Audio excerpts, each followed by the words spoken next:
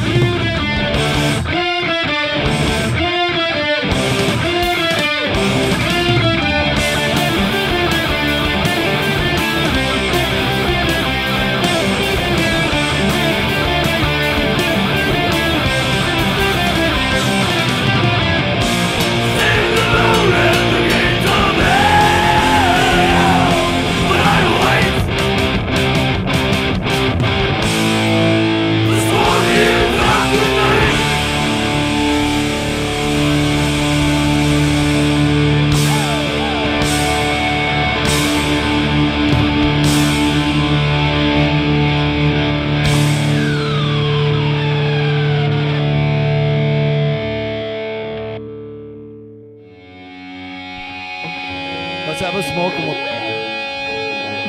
And we're gonna go for a smoke.